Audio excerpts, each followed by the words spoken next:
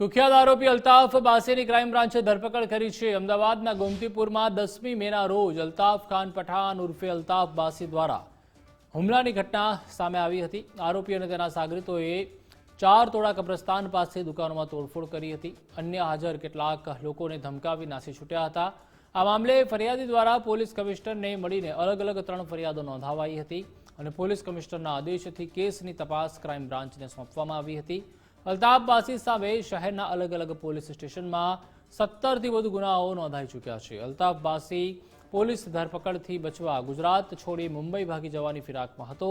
જો કે ક્રાઇમ બ્રાન્ચને બાતમી મળતા આરોપીની સુરત પાસે વોચ ગોઠવી અલ્તાફ બાસીની અટકાયત કરવામાં આવી હતી। એક સીસીટીવી પણ વાયરલ થયેલો, જેમાં બધા માણસો હથિયાર સાથે, પાઇપ સાથે, ધોકા સાથે જાય છે। ત્યાં જો રહેતો તો માણસો એનો ધમકાવે છે, એના ઘરમાં જઈને તોડફોડ કરે છે અને 3 અલગ અલગ ફરિયાદ અલગ અલગ આઈપીસી સેક્શનમાં અલગ અલગ ફરિયાદી પાસેથી દાખલ કરવામાં આવી। એના પછી સીપી સાહેબ ક્રાઇમ બ્રાન્ચનો આ અલ્તાફ બાસી, જેનો ગુનાહિત ઇતિહાસ જોઈએ તો અત્યાર સુધી 17 જેટલા ઓફેન્સ એના વિરુદ્ધમાં અલગ અલગ પોલીસ સ્ટેશનમાં દાખલ થયેલા છે।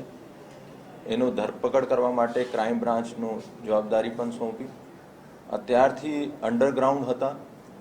કાલે રાત્રે અમે એવી માહિતી મળી હતી કે આ ગુજરાત છોડીને મુંબઈ બાજુ ત્યાંથી બહાર જવાનો છે।